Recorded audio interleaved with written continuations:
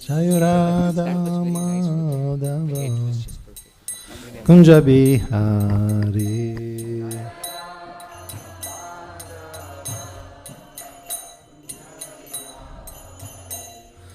Gopi Jana Vallabha Girivaradhari.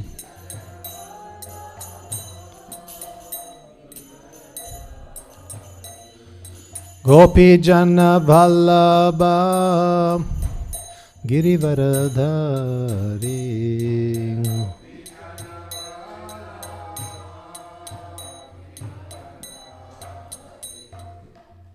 Yashodanandana Braja Janaranjana.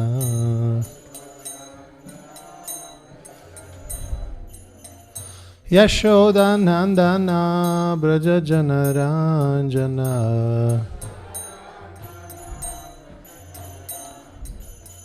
Yamunatira Vanachari.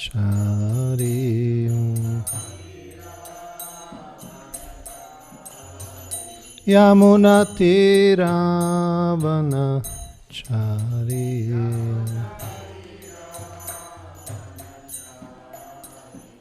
Jaya Radha Madhava Kunja Bihari.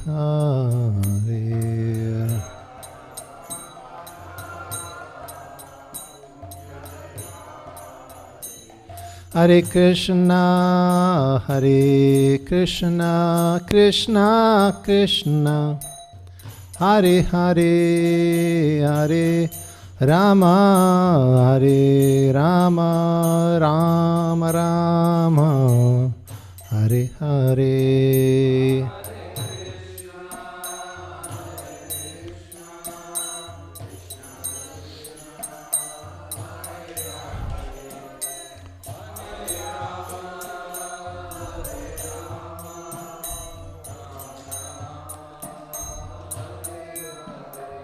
Hare Krishna, Hare Krishna, Krishna Krishna, Hare Hare, Hare Rama, Hare Rama, Rama Rama, Hare Hare.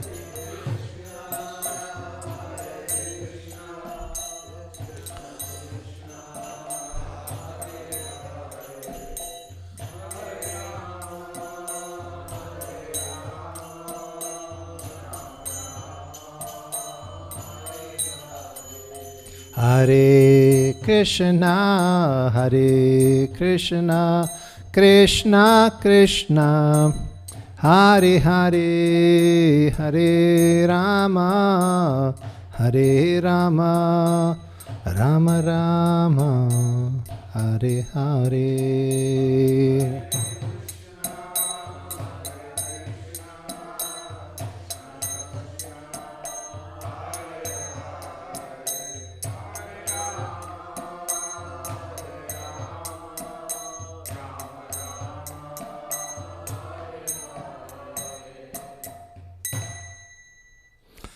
Jai Shri Shri Radha Madhava ki Jai, Shri Shri Radha Krishna ki Jai. Srimad Bhagavatam, Canto 4, Chapter 6, Brahma satisfies Lord Shiva. And we're going to read the translation of the first 8 verses, and then we'll focus our analysis on text number 4. Om Namo Bhagavate Vasudevaya.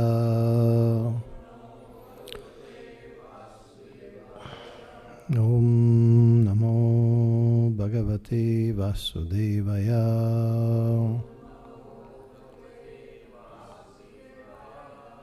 Om Namo Bhagavate Vasudevaya.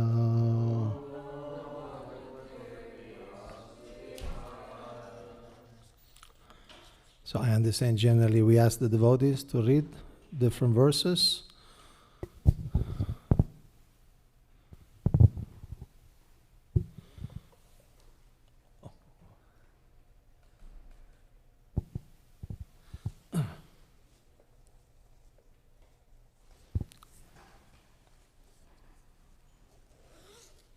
all the priests and other members of the sacrificial assembly and all the demigods, having been defeated by the soldiers of Lord Shiva and injured by weapons like tridents and swords, approached Lord Brahma with great fear.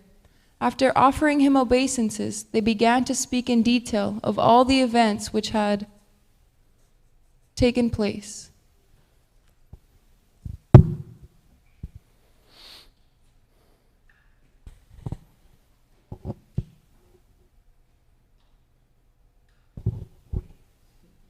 Both Lord Brahma and Vishnu had already known that such events would occur in the sacrificial arena of Daksha, and knowing beforehand, they did not go to the sacrifice. When Lord Brahma heard everything from the demigods and the members who had attended the sacrifice, he replied, "You cannot be happy in executing a sacrifice if you blaspheme a great personality and thereby offend his lotus feet. You cannot have happiness in that way."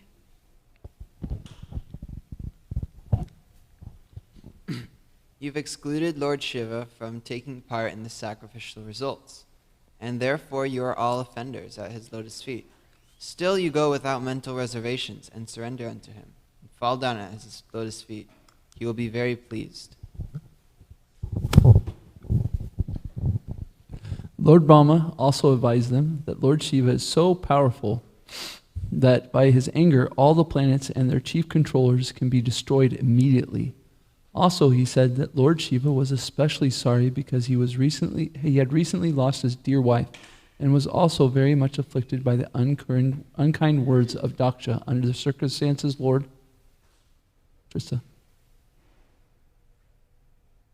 Brahma suggested it would behoove them to go at once and beg his pardon. Lord Brahma said that no one, not even himself, Indra, all the members assembled in the sacrificial arena, or all the sages, could know how powerful Lord Shiva is. Under the circumstances, who would dare to commit an offense at his lotus feet?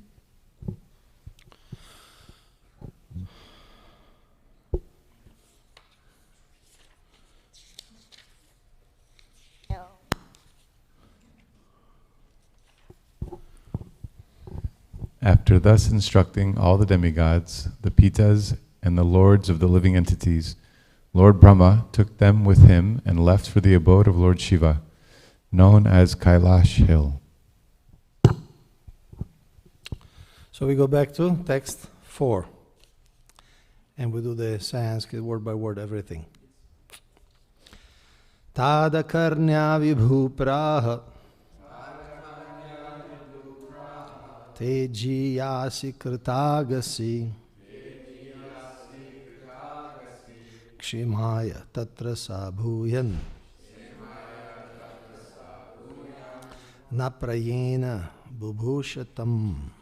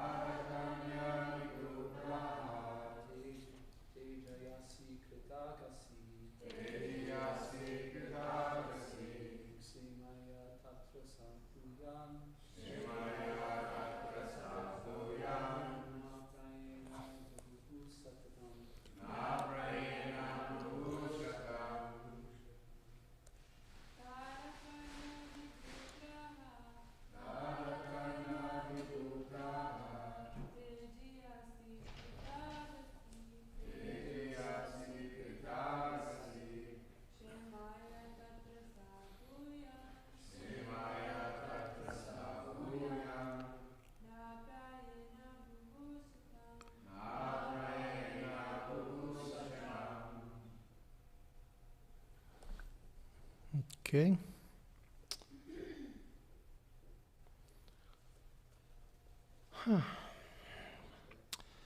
Tat, the events related by the demigods and the others. Akarnya, after hearing. Vibhuhu, Lord Brahma. Praha, replied. Tejiyasi, a great personality, Krita Agasi, as being offended, Kshimaya, for your happiness, Tatra, in that way, Sa, that, Bhuyatna, is not conducive, Prayenam, generally, Bhubhushatam, desire to exist.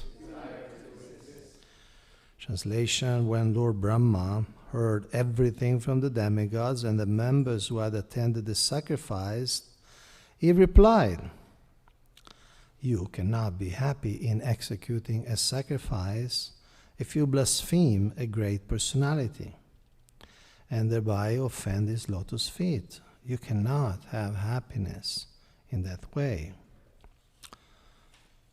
Purport by His Divine Grace A.C. Bhaktivedanta Swami Prabhupada, founder Acharya of the International Society for Krishna Consciousness.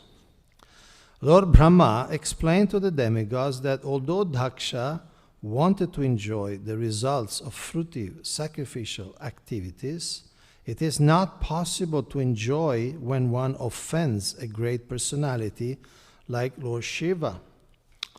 It was good for Daksha to have died in the fight, because if he had lived, he would have committed such offenses at the lotus feet of great personalities again and again. According to Manu's law, when a person commits murder, punishment is beneficial for him. Because if he is not killed, he might commit more and more murders, and therefore be entangled in his future lives for having killed so many persons. Therefore, the king's punishment of a murderer is appropriate. If those who are extremely offensive are killed by the grace of the Lord, that is good for them.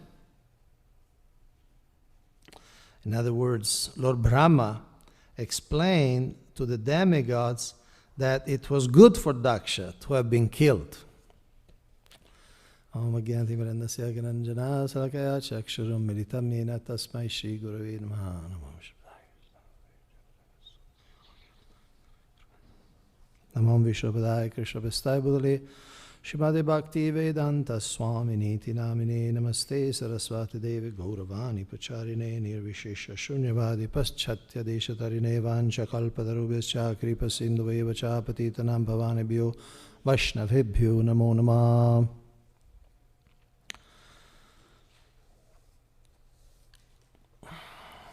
I find it intriguing that we are discussing death penalty in Texas, which is the state in America that boasts the most executions.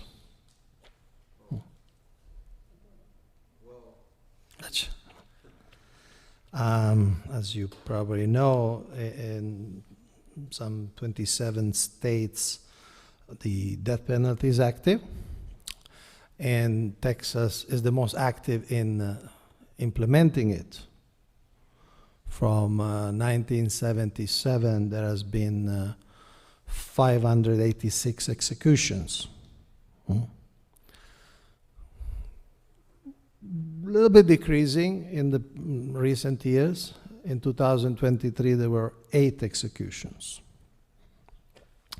So when I read the purport, I remember that I wrote an article some 17 years ago, which was published in dandavats.com. Some of you are familiar. And I entitled the article, "Death Penalty, a Potential PR Nightmare?" Question mark. PR as in public relation. Why? Because are we as an organization for or against the death penalty? Say you are interviewed today or tomorrow on a radio show or TV show or internet interview, So what were you going to say? And my analysis is that the answer may not be as simple as it looks.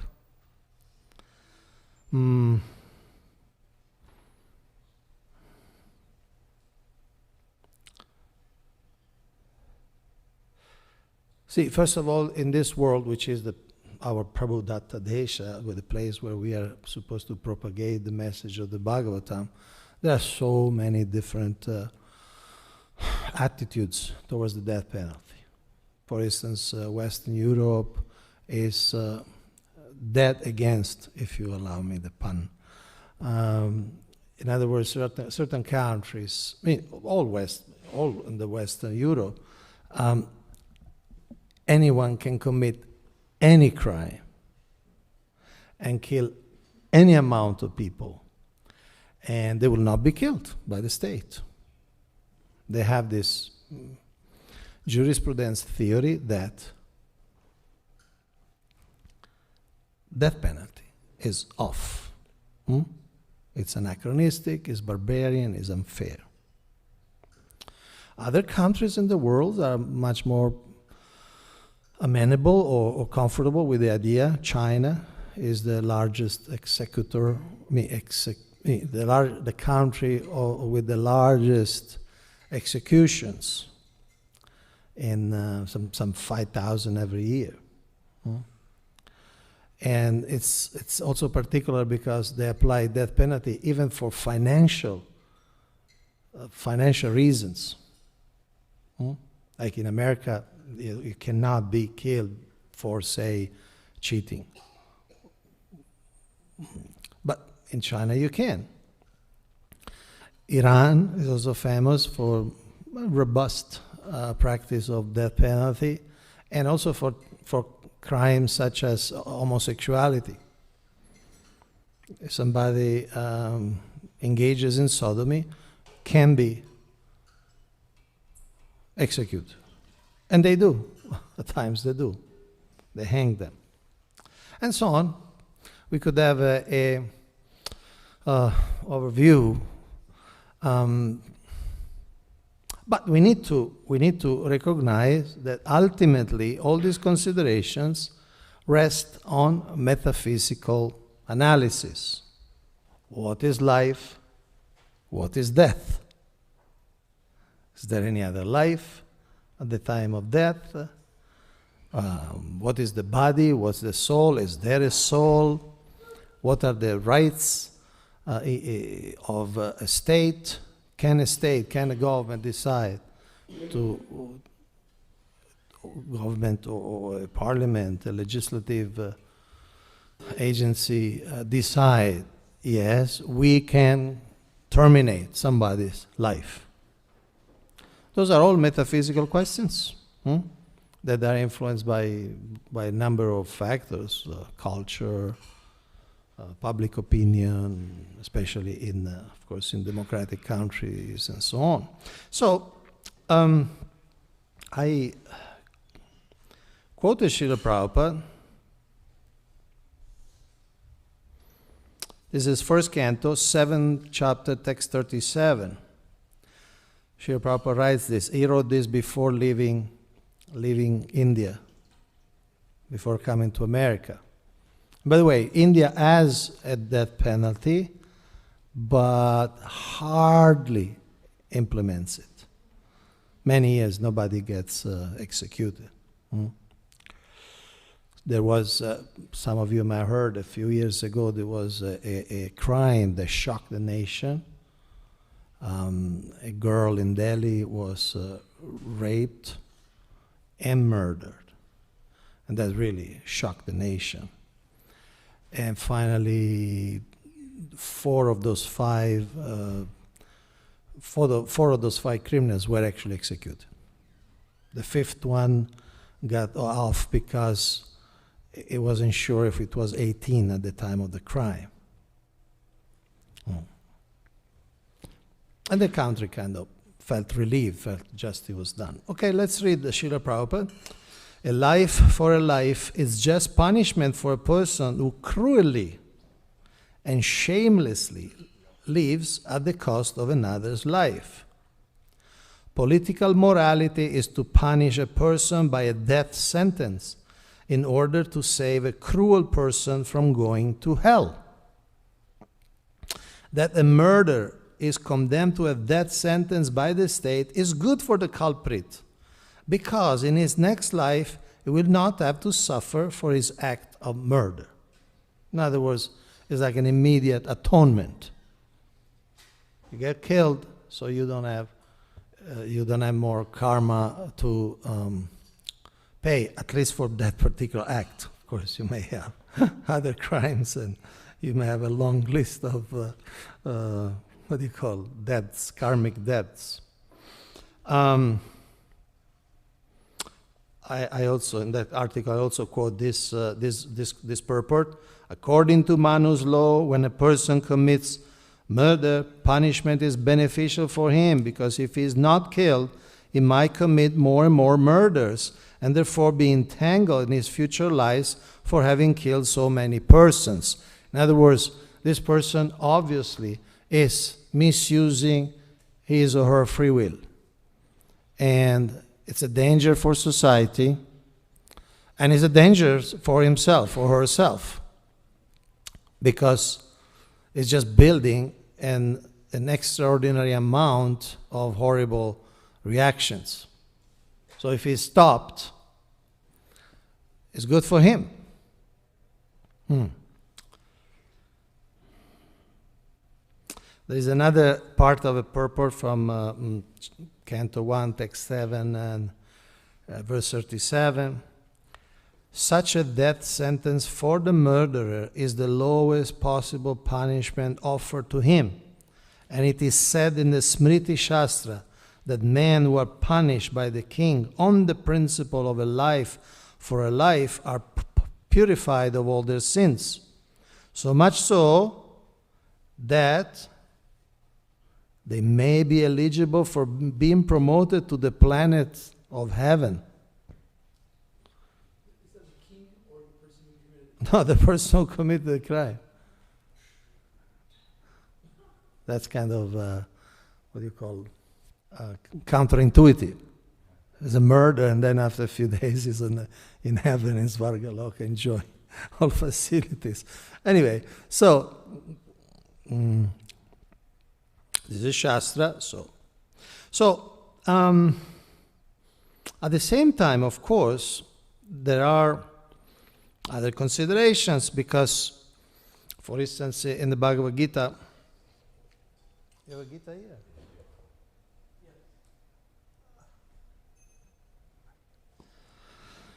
In the Bhagavad Gita, chapter 2, text 21.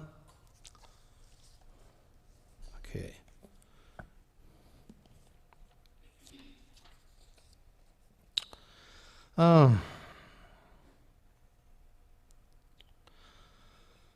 Srila Prabhupada says, violence also has its utility, and how to apply violence rests with the person in knowledge. This is a key consideration. In other words, the person has to be in knowledge to be qualified to use violence.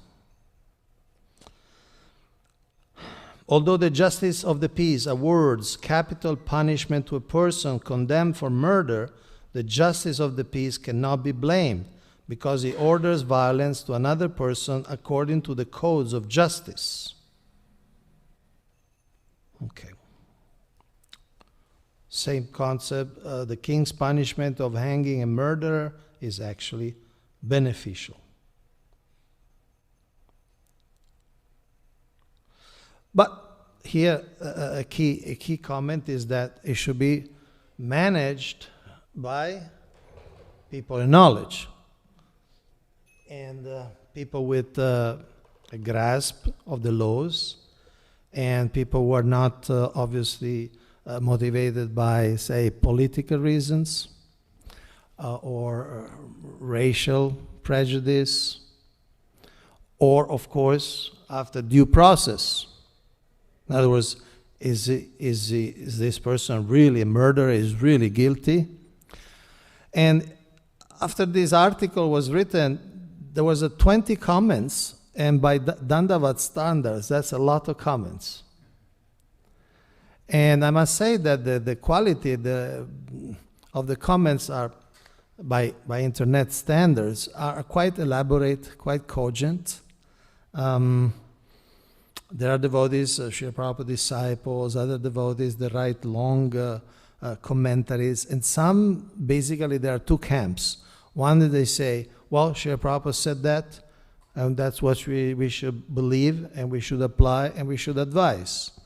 Death penalty is fine. Of course, provided the due process is honored, but death penalty is fine. Others argued, like Akruranath Prabhu, you might have heard, is a Srila Prabhupada disciple in California. He's a lawyer, by the way, so he says that the need for good judicial systems for carrying out the death penalty is obvious.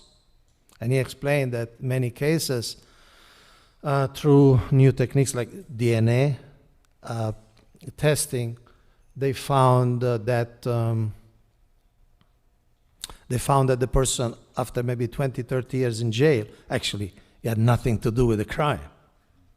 So in that case, you may murder somebody, you may kill somebody who actually is not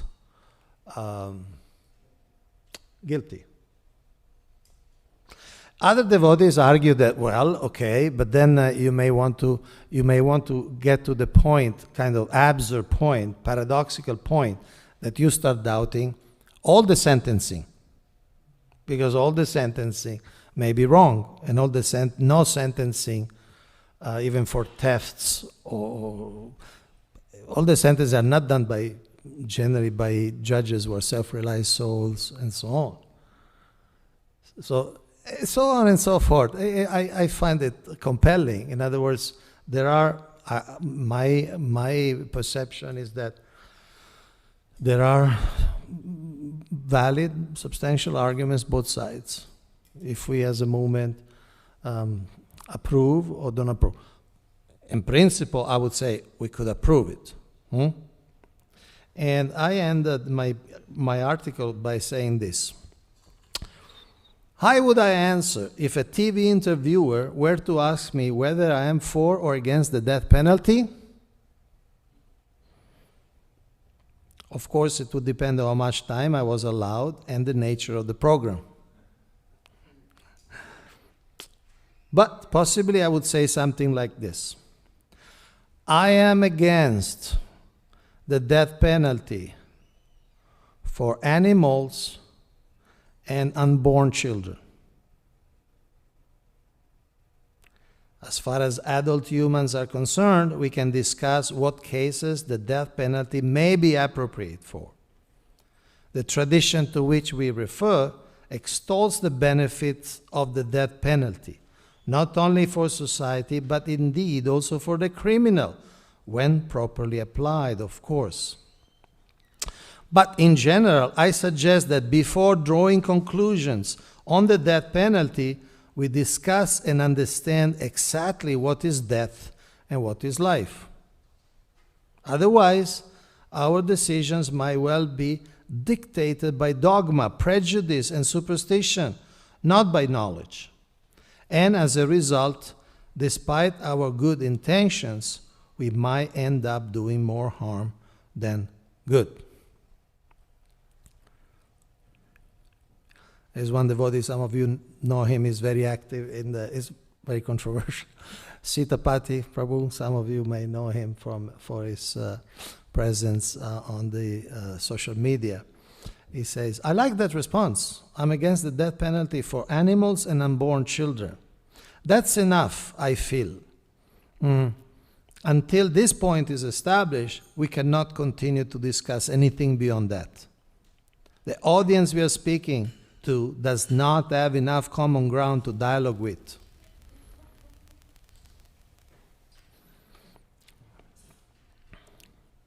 In other words, he will say something like this. I'm quoting, this is Sitapati. If you cannot understand that to kill defenseless children and animals is wrong, then you are an animal And how can we then talk of matters of human beings? First, you come to the human platform. Anyway.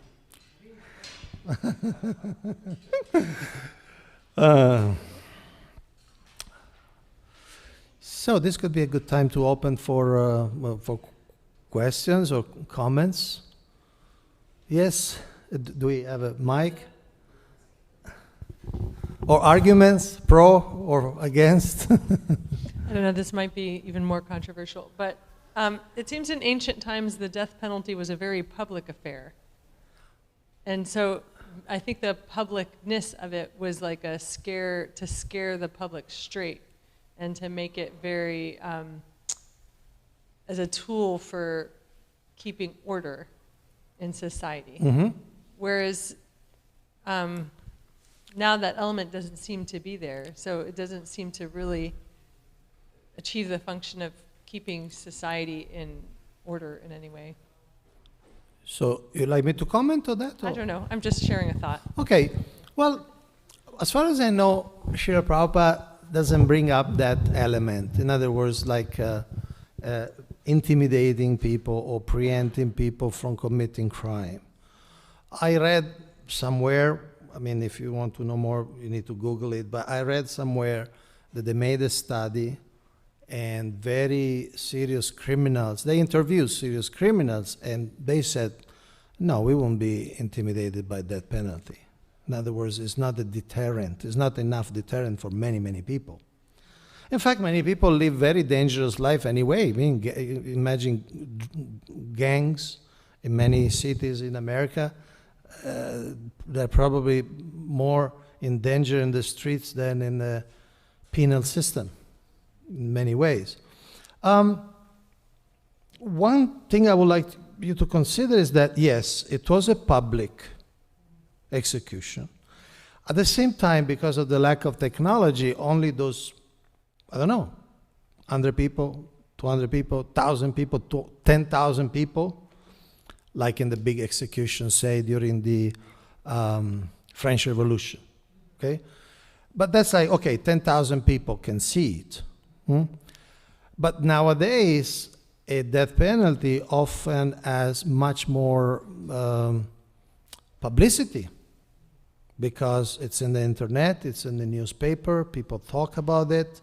They may not be present or they may not see the video, but more people become aware. Some of you, I'm sure, heard the recent news in Alabama. They started for the first time to execute somebody by hydrogen. Anybody heard? Hydrogen. Okay, it was a recent thing, and it was discussed all over the world because was very controversial. Hydrogen means you put a mask on the person and you start pumping hydrogen. In theory, the person should lose consciousness in few seconds and die in few minutes, in theory. But then they tried in Alabama, and the person started convulsing for several minutes. And now they plan a second one with the same method. And there was an outcry throughout the world that this is, even I read something that even the priest that was there, he said, whoa, this went horrible wrong. I mean, we didn't expect this to be so wrong, right? So, modern time, there may not be that, we could say, that experience of seeing it directly, the person hanged or decapitated or executed by a lethal injection, but there is some broadcasting, and so people hear about that. But that could be an element that in some, since you mentioned ancient times, sometimes they will leave the body hanged for days, or like they did recent, maybe 20 years ago, in Afghanistan. They captured the dictator of Afghanistan, they killed him, and they stuck the head on a pole, and they kept it public like that. I mean, even at the time of the crucifixions, they will keep criminals hanging on the cross for I don't know how many hours or days, but so that's an element that we could consider, how much that could help prevent crimes.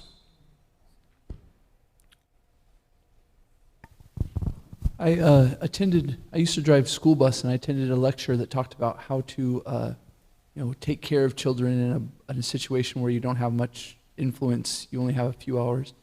And it was explained that in a room full of children, there would be 5% of kids that just want to burn down the world. They want? Burn down the world. They're burn down the world. These kids are, what I'm trying to say is that these 5% of kids will just do bad things. Okay. They'll fight. That was a study, the result of a study.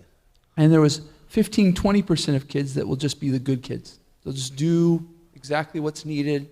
They'll follow the rules. Boom, boom. And then there's this 70% of kids, 75% of kids that will deteriorate or deter to one side or the other depending on the attention of the teacher. So if the teacher's giving more attention to the bad kids, these kids wanting attention will start to do the things that are getting the bad kids' attention. They'll start causing problems. If the teacher's giving influence or giving the attention to the good kids, then that 70% of kids that can be swayed, they'll start doing the good things. So for instance, on my bus, I would be sitting there and I'd look back and I'd see the kids were climbing over seats and this and that. So I'd pick out the one kid that I saw sitting nicely. Hey, Susie, thank you so much for sitting properly. You're back to back, you're bottom to bottom, and sitting forward. All the kids were just except there's one kid that would scoot out to the middle of he would go sit in the middle, and he'd look at me. He was a real sweet kid. He just wanted some attention and stuff. So I was just thinking about that in this situation, that it maybe won't deter the 5-10% of people in the world that just want to see people dead, but there are some people that are in the middle there that are going to be affected by some of these things. What's my thought? So you're saying that death penalty could be a valuable or effective deterrent for a percentage of the population? Well, it's interesting, right? Because I guess it would be a lot also how the media and the influences of it, where if this person's glorified in the media, with his attention and stuff. This person who, the criminal? Yeah. So somebody might say, oh, this person's getting so much attention for this, so I'm going to do it so that I can also get the attention. So it's interesting, right? How it's portrayed and understood in the public system to whether it's will attract people to do things like that, or if it will, like imitators, or people would be inspired, like, there is a murder, maybe I should also become one. Right, that's the thing in the media right now, that sometimes they won't name the names of people anymore because they know that some people start to glorify these people and want to act like them in ways. And so they'll commit the same crimes.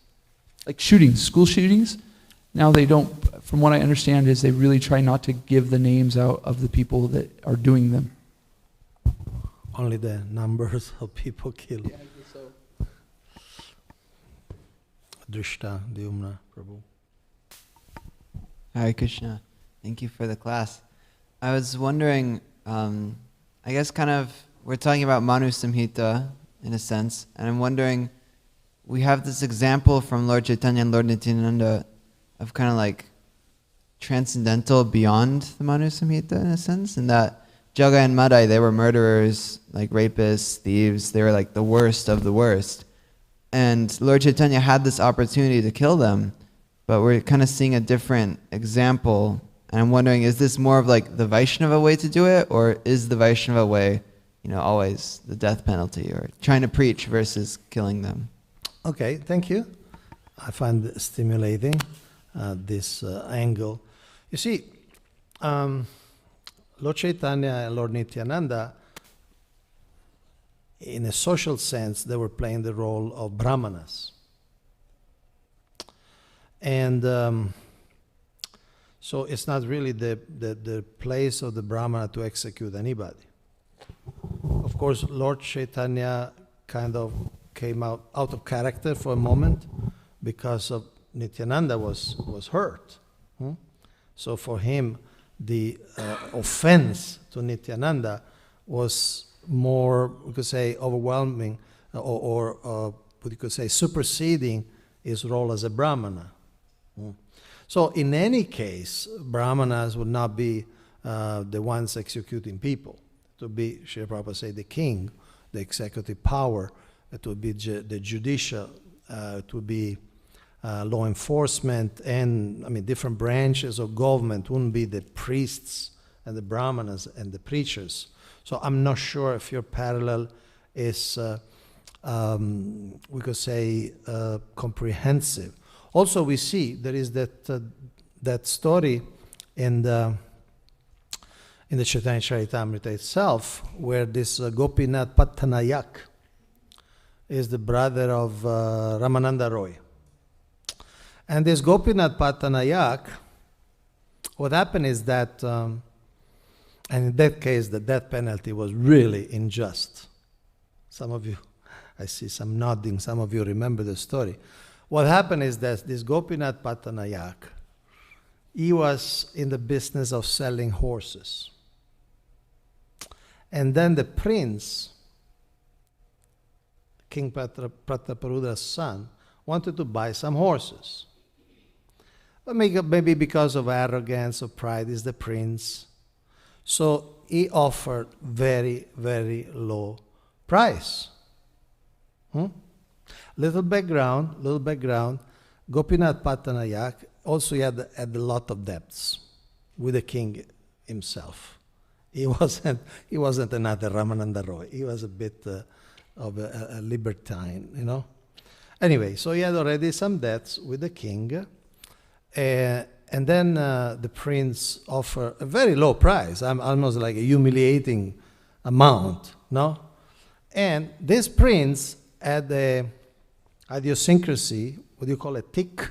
You say, he will move the head like this. Like he had this nervous, I don't know if it was Tourette syndrome or something. It will go like this all the time. And so Gopinath Pattanayaka, when he heard the offer, which is very low, he said, what do you think? My horses are good. Their head doesn't go like this.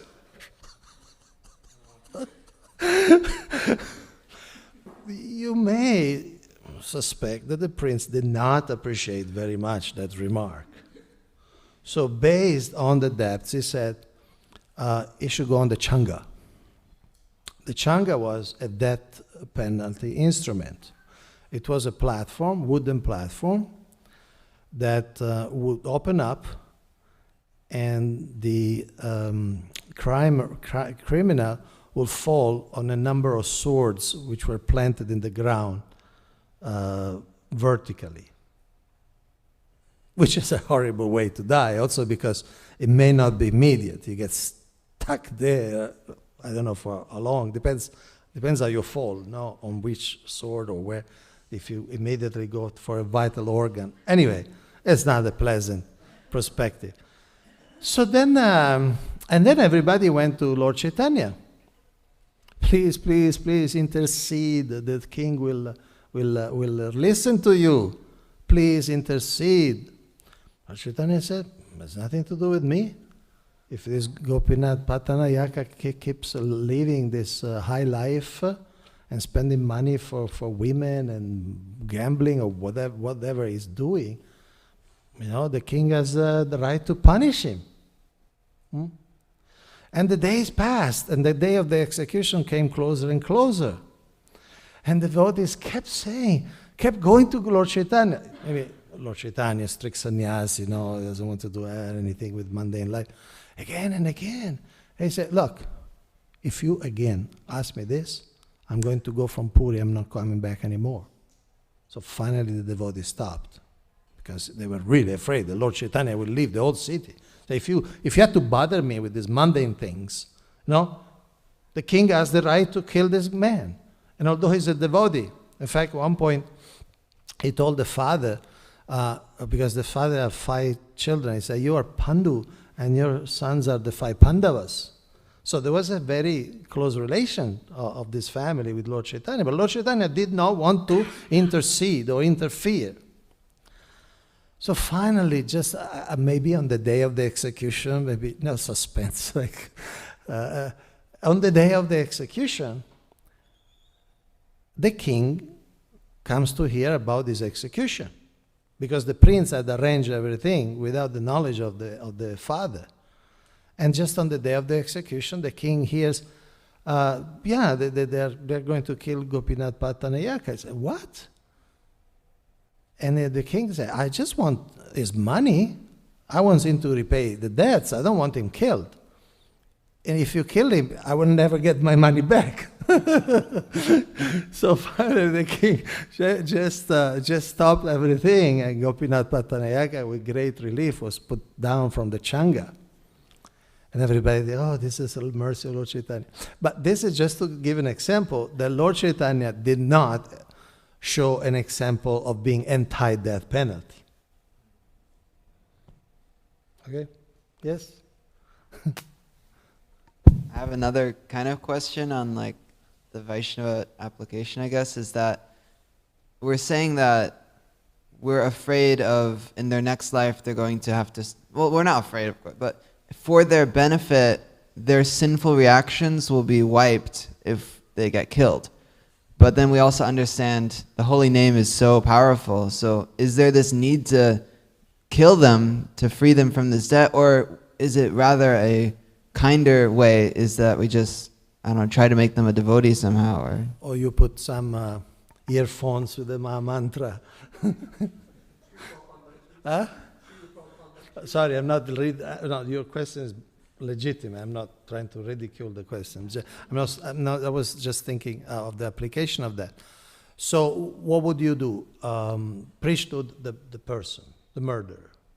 Try to reform them somehow to Krishna consciousness. Well, I mean, it's a fact that many people in this country on death row, they do find Jesus, or do they claim to find Jesus.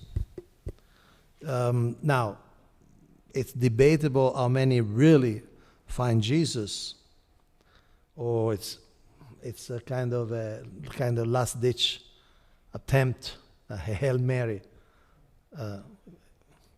to say, now I'm reformed, I'm converted, I won't do it anymore.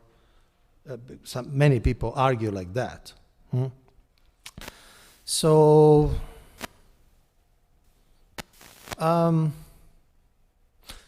maybe you can kill them while kirtan is going on.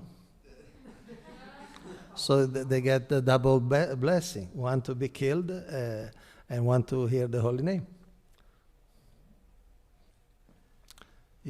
I mean, you may feel perhaps relieved that I'm not a state legislator.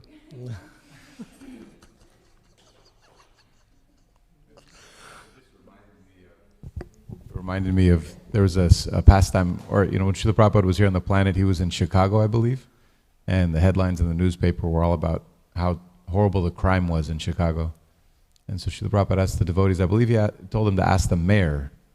They had an old school building, for the devotees to ask the mayor for that school building, and for them to give the devotees the criminals, and they would, through kirtan and prasadam, reform the criminals in the building. Mm-hmm. And he actually spoke to, I think, the chief of police or something. He had a meeting with, asking for that building. Yes. The question is, were they murderers, or they were petty thieves, gang members, what do you call them, drug addicts and the like? Because there is a range, right? In fact, there are, for certain crimes, they don't even go to jail, or they have suspended sentences, and there is all. So here, like for instance, there is this concept of capital murder in Texas and in another 7 states, because every state has got their own legislation, has got their own Supreme Court, their own concept. Some states talk about first-degree murder. One state even speaks about malicious murder, as if some murders were not malicious. I don't know. But there is this legal system, legal language that goes through the century. Some maybe 18th century language is still there. If you are interested, as you seem to be, I can read for you.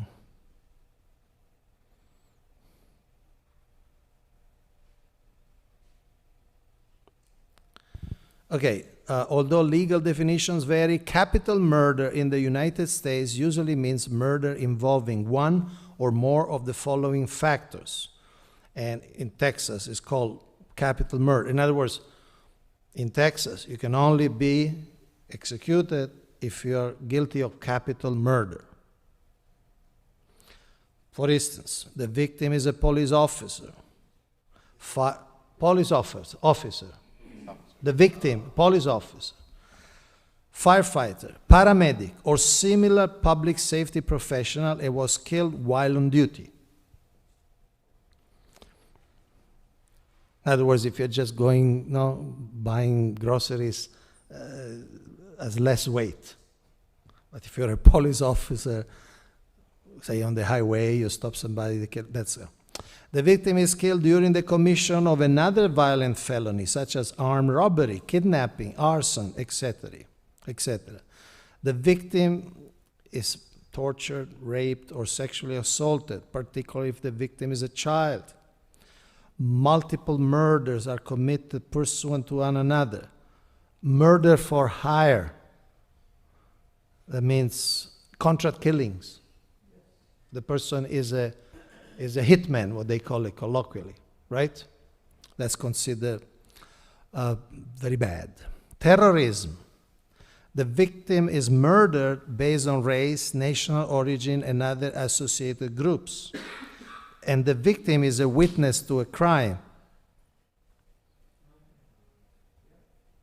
So you could see that, say, in Texas, you cannot really get executed, say, for manslaughter. I mean, there are many considerations. Time is up. Is a hard stop, 8:30?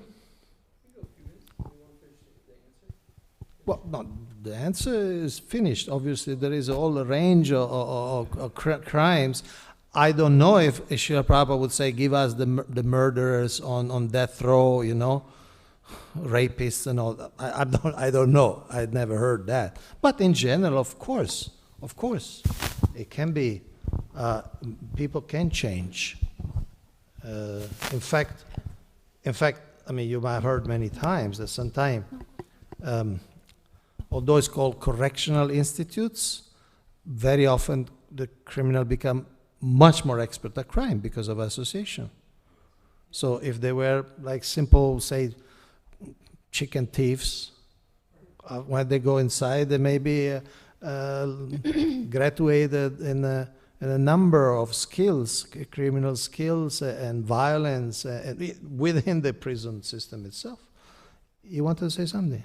Oh. Hare Krishna. Yeah, thank you for class. And I really do appreciate you made this one comment in the beginning about the death penalty for unborn children and animals, so bringing people to the level of human beings and then discussing. I thought that was nice.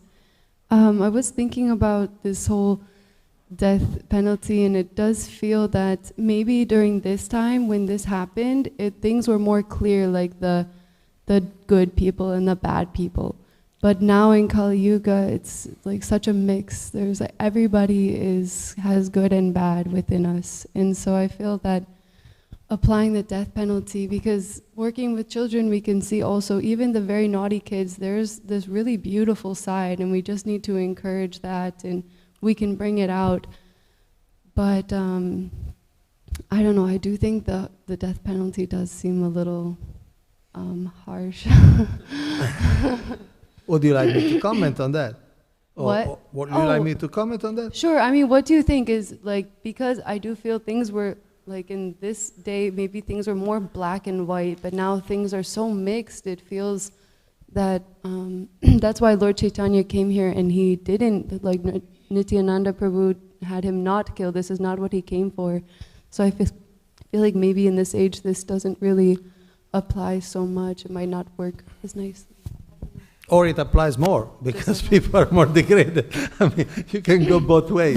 But if we see like this, we also have to look at ourselves, you know? Like if something is happening, like maybe I have been through something, really, like someone did something really bad to me, but I can understand, okay, I have the same mentality, but it may not affect other people, but I can see how I am similar to this person, you know?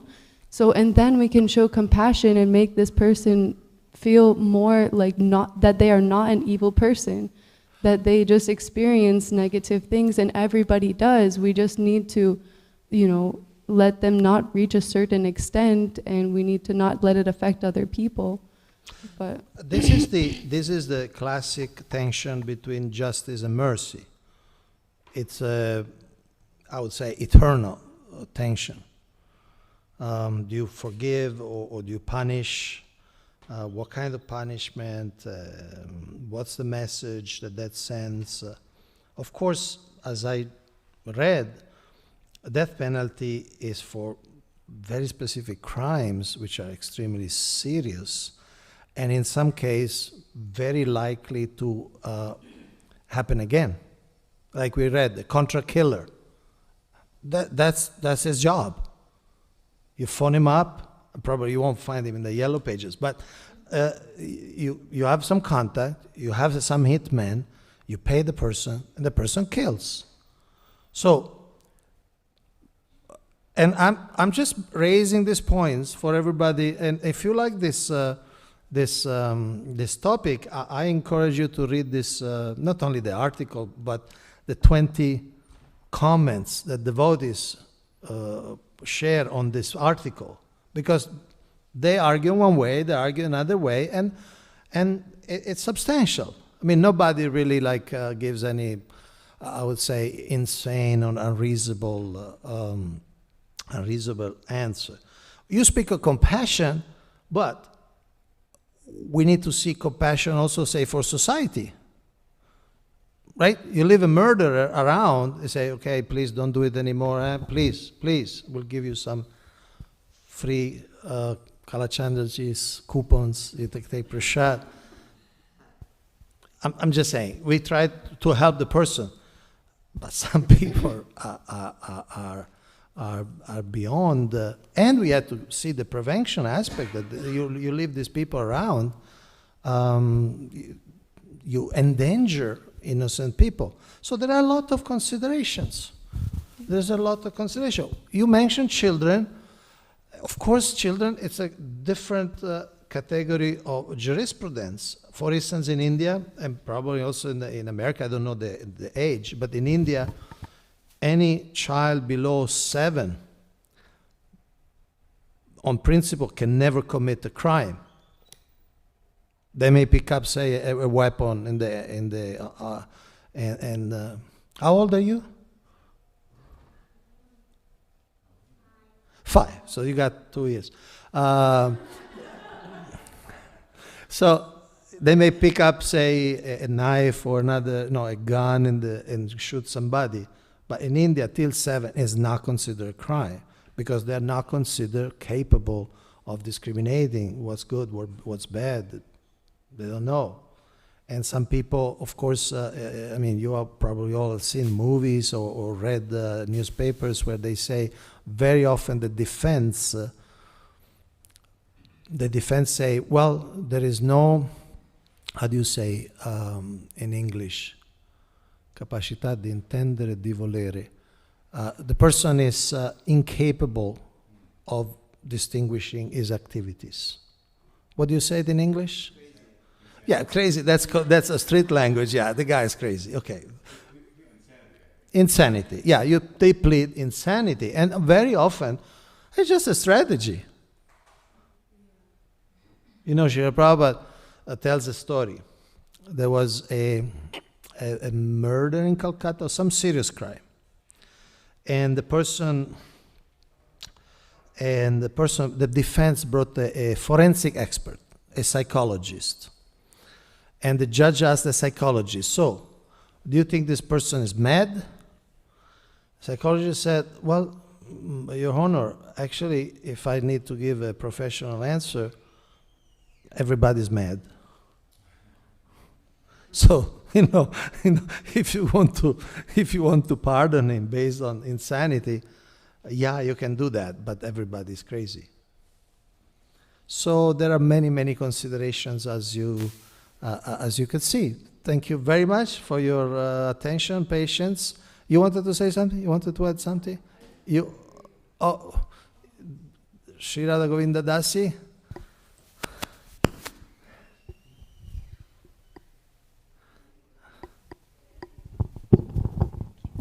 Hare Krishna. Yeah, I just wanted to quote from like Garuda Purana, etc. One element of compassion and reformation is at times to liberate that person who has been carrying the burden of those samskaras, because these samskaras only grow as long as that person is in that body, because that body is attached to that specific chain of karmic patterns and thinking. So yeah, it's actually compassion towards the sinner to get rid of that particular body with that samskara when they are caught doing that, because this sinful tendencies remain. Even if the sin is destroyed with the reformation, the sinful patterns can still be there. And also the karma for the person who remains with that body will come up in so many areas of their life. So the suffering of living in that body, I'll give you one example. I was doing an astrological consultation to one of the prisoners of our Hare Krishna movement, who is actually going to die in prison. It's a murderer. It's a murderer, yeah. And something I found interesting was this person got away with some crime they did in previous life. So in this life, although the crime is not something so huge and it was done with an intention of service, I know it sounds very complicated, but it's going back to our history of our Hare Krishna movement. But actually what I saw was that it's actually favorable for this person to be in prison all life instead of being outside, because they would be in a much more dangerous situation if they lived normally. But it was actually a saving grace for them to be under. Anyway, it's like complicated, like you said, the karma, right? Different perspectives of karma. And in Garuda Purana, there is that element of compassion towards the person by relieving their burdens. Sorry, thank you. That was beautiful. I do have a question. Does it matter how they are liberated? Like, doesn't the person who is inflicting that death penalty on them, like, don't they have to be in that consciousness, or do they not have to be in that consciousness while it happens? You mean the judge and the executioners? Yeah. If they have to be in in the consciousness that, okay, as this person is dying, they're being freed from these past karmic activities. I don't think so. No? I don't think so, because the person gets is due, let's say, by state law or by karma or both. And so sometimes the executioner just does his duty, may not know what really, they may not even have an opinion. Sure.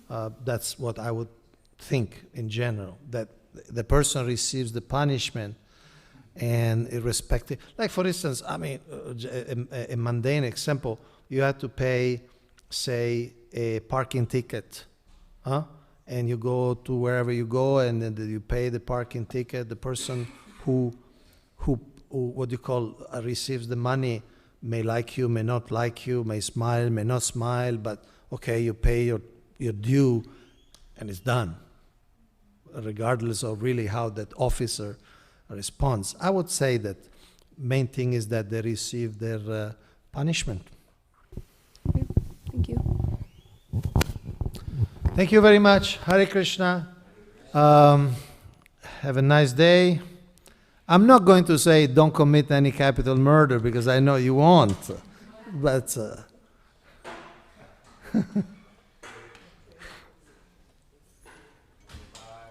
Jai, Grantara, Srimad Bhagavatam ki Jai.